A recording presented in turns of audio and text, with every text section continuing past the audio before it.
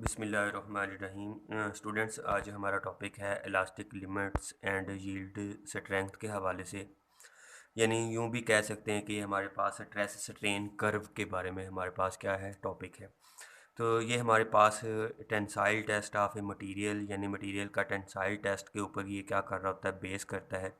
असल में ये टेंसाइल टेस्ट है क्या, आज की हमारे पास एक सिंपली इलेक्ट्रॉनिकल डिवाइस है, यानी इलेक्ट्रिकल डिवाइस है जिसके दो जबड़े होते हैं। जिसके क्या होते हैं, दो जबड़े होते हैं। अगर हम दोनों जबड़ों के ऊपर पकड़ के फोर्स अप्लाई करें, मतलब दोनों साइड से हम खींचें, तो उसके अंदर जो टेंसाइल स्ट्रेचिंग जो आती है मटेरियल के अंदर, वायर के अंदर, उसके बारे में हमने क्या करना है, पढ़ना है।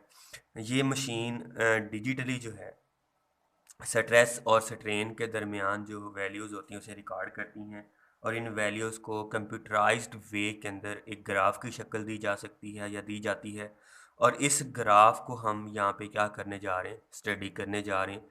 इसी ग्राफ के लिए जो हम मशीन्स का इस्तेमाल करते हैं उसको हम कहते हैं इलेक्ट्रिकल डिवाइस, और वो हमारे पास मटेरियल का टेंसाइल टेस्ट के ऊपर क्या कर रही होती है, बेस कर रही होती है।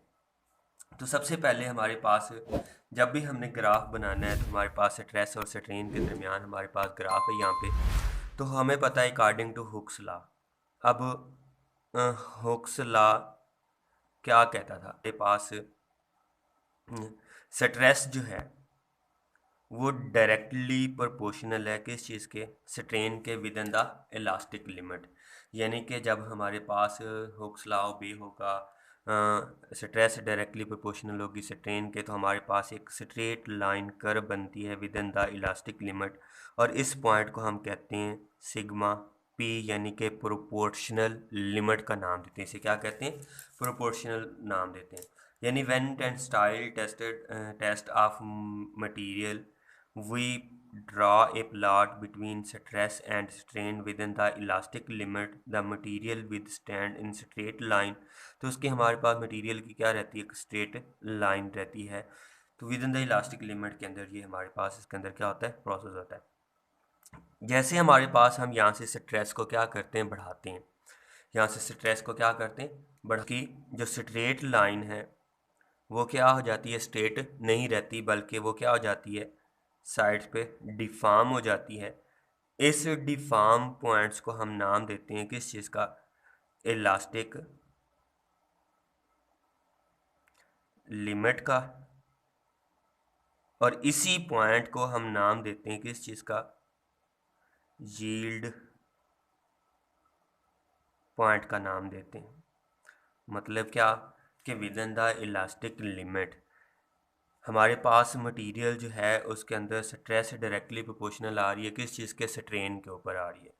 अगर हम स्ट्रेस को मज़ीद बढ़ाते हैं तो हमारे पास मटेरियल जो है वो क्या हो जाता है, इस तक वो इलास्टिक लिमिट को तो अप्रोच करता है, लेकिन यहाँ पे हमारे पास वो दोबारा से अपनी पहली पोजीशन के अंदर वापस आने की एबिलिटी रखता है।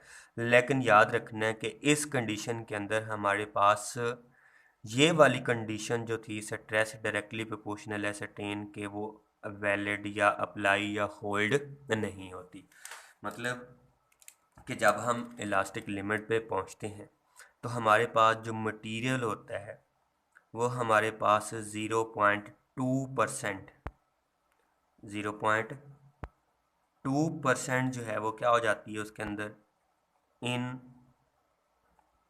लॉन्गेशन क्रिएट हो जाती है। मतलब कि 0.2% तक अगर मटेरियल के अंदर इलॉन्गेशन आ जाए, उसके ऊपर से हम स्ट्रेस को रिमूव करें और वो बॉडी अपनी दोबारा से पहली शेप के अंदर या पहली पोजीशन के अंदर वापस आ सकती है। ये हमारे पास हो गया उसका स्ट्रेस इलास्टिक पॉइंट। अगर हम यहाँ से मज़ीद स्ट्रेस को क्या करते हैं, इंक्रीज़ करते हैं, इस पॉइंट से आगे हमारे पास जो डिफॉर्मेशन आती है इसके अंदर वो क्या कहलाती है, इसके अंदर इलास्टिक डिफॉर्मेशन यील्ड पॉइंट। यानी इसके अंदर हमारे पास जैसे ही हम यहाँ से फोर्स को एक्सीड करते हैं तो इसके अंदर क्या आती है, परमानेंट डिफॉर्मेशन। क्या आ जाती है उसके अंदर, परमानेंट डिफॉर्मेशन, मतलब कि यहाँ से लेके जैसे ही हमारे पास इलास्टिक लिमिट एक्सीड होती है, मतलब कि यील्ड पॉइंट को जैसे ही हम क्रॉस करते हैं, the point on the stress strain curve beyond which if stress is increased permanent deformations occurs in the material is called permanent deformation। और इस पॉइंट से जहाँ से उसके अंदर परमानेंट डिफॉर्मेशन होना शुरू होती है उसे हम कहते हैं यील्ड पॉइंट का, और जो उसके अंदर डिफॉर्मेशन आती है उसके हम किसका नाम दे देते हैं, परमानेंट डिफॉर्मेशन का नाम दे देते हैं। यानी परमानेंट डिफॉर्मेशन को हम दूसरे लफ्ज़ों में प्लास्टिसिटी का या प्लास्टिक डिफॉर्मेशन का भी नाम दे के, the permanent deformation produce in a body is called plastic deformation. फिर हमारे पास पॉइंट आता है कि अगर हमारे पास परमानेंट डिफॉर्मेशन आ जाती है, the maximum stress that a material can withstand, ये वो पॉइंट है जिस पॉइंट के ऊपर हमारे पास कोई भी मटेरियल अपनी मैक्सिमम स्ट्रेस को क्या कर सकता है, बर्दाश्त कर सकता है। यहाँ पे एग्जांपल देता हूँ कि हमारे पास एक लोहा आयरन का पीस है, हम उसे हथौड़े के साथ हिट करते जा रहे हैं, करते जा रहे हैं, करते जा रहे हैं, एक पॉइंट ऐसा आता है कि हम आखिरी हिट करते हैं तो वो क्या हो जाता है, ब्रेकअप हो जाता है। मतलब उस आखिरी पॉइंट से आखिरी हिटिंग से पहले तक जो मटेरियल की एबिलिटी है उसे स्ट्रेस को अप्लाई करने की या होल्ड करने की, बर्दाश्त करने की, बेयर करने की, वो पॉइंट हमारे पास क्या कहलाता है, उसका सिग्मा एम कहलाता है। इसका एक अदर नेम भी है जिसे हम कहते हैं U T S, ultimate tensile stress के नाम से भी हम इसे क्या कहते हैं, रिप्रेजेंट करते हैं। ये हमारे पास इस पॉइंट तक वो क्या करता है, मैक्सिमम बर्दाश्त कर सकता है स्ट्रेस को। अगर हम मज़ीद फोर्स स्ट्रेस को इंक्रीज़ करते हैं तो हमारे पास इस पॉइंट तक आके बॉडी जो है वो, इस पॉइंट को हम नाम देते हैं फ्रैक्चर पॉइंट का, इस पॉइंट के ऊपर आके वो बॉडी क्या हो जाती है, ब्रेकअप हो जाती है, टूट जाती है। मतलब कि ये हमारे पास उसके अंदर मटेरियल जो है वो क्या हो जाता है, टूट जाता है। अब इसके कंडीशन के अंदर देखें कि हमारे पास होता क्या है, मतलब कि इस फ्रैक्चर पॉइंट को हम दूसरे लफ्ज़ों में ये भी कहते हैं कि ये हमारे पास है ब्रेकिंग फोर्स। एंटी टेस्ट के हवाले से या एमसीक्यू के हवाले से इसे याद रखिएगा कि हमारे पास जो ब्रेकिंग फोर्स है वो इंडिपेंडेंट है किस चीज़ के, लेंथ के, जबकि ये डिपेंडेंट है किस चीज़ की डिपेंडेंट होती है, ये हमारे पास area of wire, radius of wire, या हमारे पास उसका कह देते हैं कि उसके डायामीटर के ऊपर क्या कर रही होती है, वो डिपेंड करती है। इंडिपेंडेंट ऑन लेंथ का मतलब क्या है कि हमारे पास एक छोटा पीस है वायर का, एक हमारे पास फुल पीस है वायर का, उसे हम तोड़ने की कोशिश करते हैं तो ये हम ये समझते हैं कि जितनी लेंथ उसकी ज़्यादा होगी उसे तोड़ना उतना क्या होता है, आसान होता है, जितनी लेंथ कम होगी उतने उसको तोड़ना या ब्रेक करना उसे क्या होता है, मुश्किल होता है। लेकिन अगर हम उसे प्रॉपर मैकेनिज़्म के साथ तोड़ें तो हमारे पास लेंथ चाहे वो छोटा हो या उसकी लेंथ बड़ी हो तो उसे हम सीज़र के साथ, कैंची के साथ हम आसानी से क्या कर सकते हैं, कट कर सकते हैं। लेकिन अगर उसका एरिया, रेडियस या डायामीटर ज़्यादा होगा तो उसे तोड़ना उतना ही हमारे पास क्या हो जाता है, मुश्किल हो जाता है। जितना ज़्यादा रेडियस होगा, जितना ज़्यादा एरिया होगा, जितना ज़्यादा डायामीटर होगा, उतना उसे तोड़ना भी क्या हो जाएगा, हमारे पास, हमारे लिए डिफ़िकल्ट हो जाता है। तो ये हमारे पास आ जाता है। अब हमारे पास यहाँ पे एक ग्राफ है कि जब हमारे पास ग्राफ को अदर वे के साथ हम डिस्कस कर लें कि अगर हमारे पास ग्राफ को ये देखा जाए कि ग्राफ के दो पोर्शन बन रहे, एक हमारे पास उसका इलास्टिक लिमिट तक का हमारे पास है, एक हमारे पास क्या चीज़ है, प्लास्टिक तक का है। मतलब कि हमारे पास इस सारे रीजन को हम क्या कह सकते हैं, इलास्टिक रीजन। मतलब क्या, जैसे ही हमारे पास कोई बॉडी इलास्टिक लिमिट को क्रॉस करती है और just after the elastic limit breakup हो जाए तो उसको हम किसका नाम देते हैं, इलास्टिसिटी यानी इलास्टिक का नाम देते हैं। और ऐसी सब्सटेंसेस जो just after the elastic limit टूट बैठें या टूट जाएं उसे हम नाम देते हैं किस चीज़ का, ब्रिटल सब्सटेंसेस का नाम देते हैं। किसका नाम देते हैं?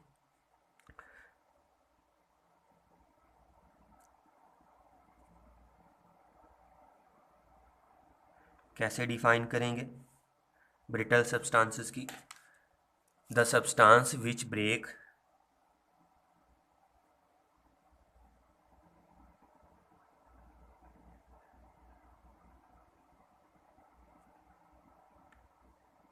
just after the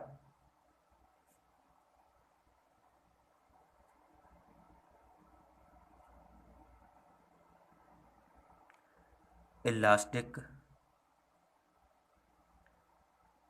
limit is called brittle substances। उसे हम किसका नाम देते हैं? ब्रिटल सब्सटेंसेस का नाम देते हैं। अगर हम एग्जांपल्स दें तो हमारे पास सबसे गुड एग्जांपल इसकी ग्लास है, या फिर साथ में हम कह सकते हैं कि हाई कार्बन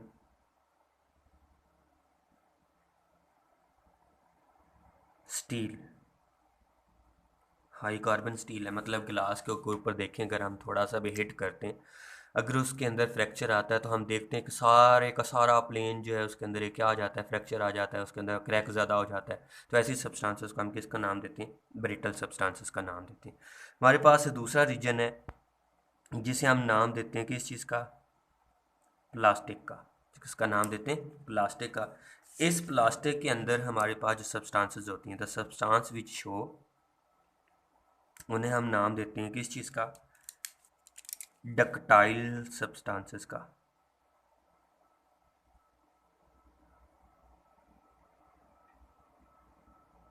डक्टाइल सब्सटेंसेस का कैसे डिफाइन करेंगे?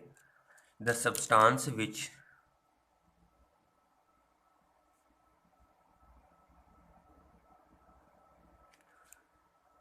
Show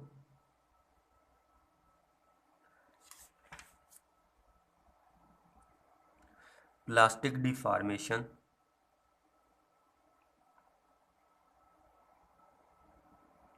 until they break।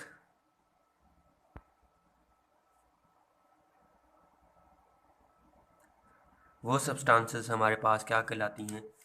Ductile substance कहलाती है। मतलब क्या कि हमारे पास इलास्टिक लिमिट तक के अंदर का जो रीजन है उसे हम सिंपली कह सकते हैं कि वो हमारे पास ब्रिटल सब्सटेंसेस हैं। जो इलास्टिक लिमिट से लेके मैक्सिमम स्ट्रेस तक है या यूटीएस पॉइंट तक के दरमियान जो रीजन है, उन सब्सटेंसेस को हम किसका नाम दे देते हैं? Ductile substances. यानी कि हमारे पास ऐसी सब्सटेंसेस हैं जो इलास्टिक लिमिट के अंदर से तो पास करें, लेकिन यूटीएस के जैसे यूटीएस क्रॉस हो या यूटीएस तक परमानेंट डिफॉर्मेशन अकर हो और वो उसके बाद टूटे, उन सब्सटेंसेस को हम किसका नाम देते हैं? डक्टाइल सब्सटेंसेस का नाम देते हैं। तो इसके अंदर हमारे पास एग्जांपल में है लेड एंड कॉपर। हमारे पास क्या है इसके अंदर एग्जांपल्स हैं जिसे हम सिंपली कह देते हैं कि ये हमारे पास कौन सी सब्सटेंसेस हैं? डक्टाइल सब्सटेंसेस हैं। अब इसके बाद हमारे पास इस ग्राफ को समझने के लिए कुछ दो चार पॉइंट्स हैं एमसीक्यूज़ के लिए, कि अगर हमारे पास कोई ग्राफ रिप्रेजेंटेशन आती है कि हमारे पास दो तीन ग्राफ दिए होते हैं, कुछ एक पहला ग्राफ ऐसे है, यानी कि हमारे पास स्ट्रेस और स्ट्रेन के दरमियान ग्राफ रिप्रेजेंटेशन है।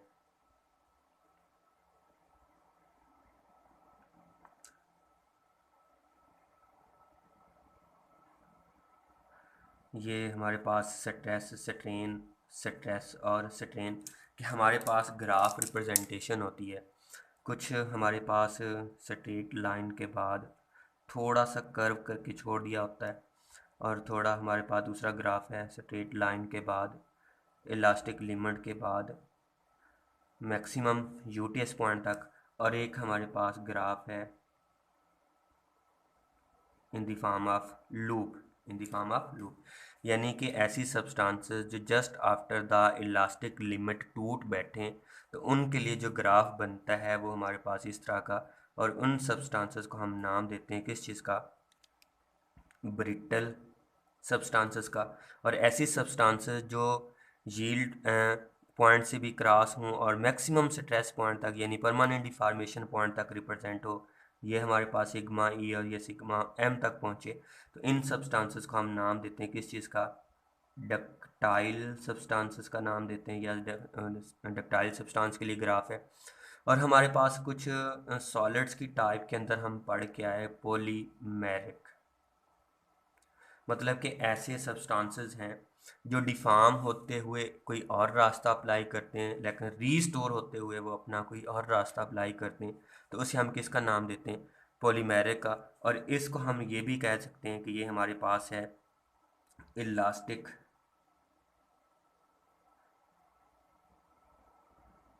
हिस्टैरिसीस लूप भी कह सकते हैं, इसे क्या कह सकते हैं, स्टार। इस ग्राफ के बारे में हम अगले टॉपिक के अंदर देखेंगे कि हमारे पास ये किस तरह से रिप्रेजेंट किया जाता है या किस तरह से हम बनाएंगे। ये इंशाल्लाह नेक्स्ट लेक्चर के अंदर से अच्छे से डिटेल्स के साथ हम क्या करेंगे, एक्सप्लेन करेंगे। अब हमारे पास किसी भी मटेरियल की ग्राफ की मदद से इलास्टिसिटी या हमारे पास उसकी एनर्जी को कैलकुलेट करना हो तो वो हम कैसे कैलकुलेट करते हैं, वो हम चले जाते हैं नेक्स्ट स्लाइड के ऊपर। कि अगर हमारे पास ग्राफ बनाते हुए दो चीज़ों का ख्याल रखना होता है कि एक हमारे पास उसकी स्लोप देखनी होती है और एक हम उसके अंदर क्या चीज़ देख रहे होते हैं, उसका एरिया देख रहे होते हैं।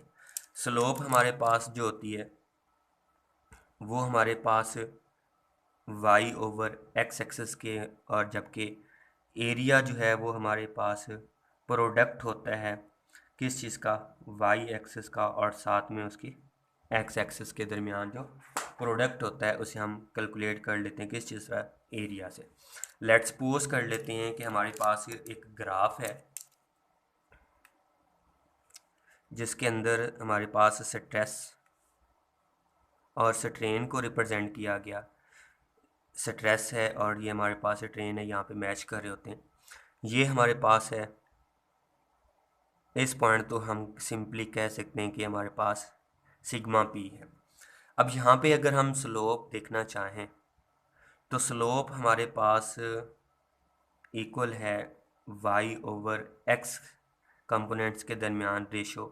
तो y में हमारे पास क्या चीज़ है, सिग्मा यानी स्ट्रेस, और x एक्सिस के लॉन्ग में हमारे पास क्या चीज़ है, स्ट्रेस।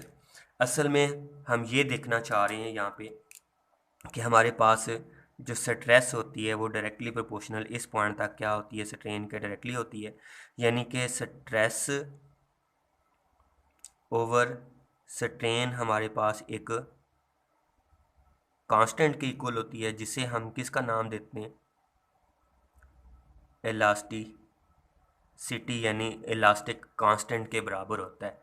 ये हमारे पास जब हम स्ट्रेस स्ट्रेन कर्व के दरमियान उसकी स्लोप कैलकुलेट कर रहे होंगे, इट मीन्स कि हम उसकी क्या कैलकुलेट कर रहे होते हैं, इलास्टिसिटी कैलकुलेट कर रहे होते हैं। अब इलास्टिसिटी यानी इलास्टिक मॉडुलस है, कौन सा मॉडुलस होगा, कैसे होगा हमारे पास। अब हमने यहाँ पे देखा था कि हमारे पास टेंसाइल टेस्ट होता है इसके अंदर। अब tensile stress over tensile strain के दरमियान कौन सा हमारे पास मॉडुलस होता है, यंग्स मॉडुलस। यानी कि यहाँ पे हम मटेरियल क्या यंग्स मॉडुलस ऑफ इलास्टिसिटी क्या कर रहे होते हैं, फाइंड कर रहे होते हैं। क्लियर। फिर हमारे पास आता है उसका एरिया, मतलब कि एरिया हमारे पास कैसे होगा, या सिंपली हम इसको थोड़ा सा मज़ीद एक्सप्लेन कर दूं कि अगर हमारे पास कोई से दो मटेरियल्स हों, हमारे पास उसकी स्ट्रेस हो और साथ में क्या दी गई हो, स्ट्रेन हो। एक हमारे पास मटेरियल ए हो और दूसरा हमारे पास मटेरियल क्या हो, बी हो। हमें पता है कि हमने इलास्टिसिटी देखनी है, तो इसका मतलब है कि हमने उसकी क्या देखनी है, स्लोप देखनी है। ग्रेटर विल ये θ1 इसके दरमियान बनेगा और इसके दरमियान हमारे पास एंगल क्या आ जाएगा, एंगल 2। ग्रेटर द एंगल यानी greater the slope greater will be the elasticity. तो हम यहाँ से कह सकते हैं कि इलास्टिसिटी ऑफ बी मटेरियल जो है वो ग्रेटर है इलास्टिसिटी ऑफ ए मटेरियल से क्या होती है, ग्रेटर होती है। अब हम अगर एरिया की बात करें तो एरिया के अंदर हम कैसे रिप्रेजेंट कर सकते हैं कि अगर हमारे पास स्ट्रेस स्ट्रेन ग्राफ हो, ये स्ट्रेस, ये स्ट्रेन, ये हमारे पास है इलास्टिक लिमिट तक का पॉइंट, यानी प्रोपोर्शनल लिमिट तक का। अगर हम यहाँ से इसका प्रोजेक्शन ड्रा करें तो हम देख सकते हैं कि हमें एक ट्राइंगल नज़र आ रही है। मतलब कि हमें इसका क्या देखना है, एरिया देखना है। तो एरिया हमारे पास होता है 1/2 उसकी लेंथ मल्टीप्लाई बाय विड्थ। तो 1/2 लेंथ में अगर हमारे पास स्ट्रेस है तो मल्टीप्लाई में हमारे पास क्या चीज़ आ जाएगी, स्ट्रेन आ जाएगी। अब हमारे पास सिंपली हम ये भी लिख सकते हैं कि half area is equal to stress multiply by strain. इन दोनों का जो प्रोडक्ट है ये हमारे पास क्या कहलाता है, उसका एरिया। और इस इक्वेशन को हम ये भी कहते हैं कि ये हमारे पास उस मटेरियल की क्या कहलाती है, एनर्जी डेंसिटी होती है। ये क्या होती है हमारे पास, एनर्जी डेंसिटी होती है। या सिंपली यूँ भी कह सकते हैं एनर्जी डेंसिटी को एनर्जी पर यूनिट वॉल्यूम। क्या होती है हमारे पास, energy per unit volume is equal to energy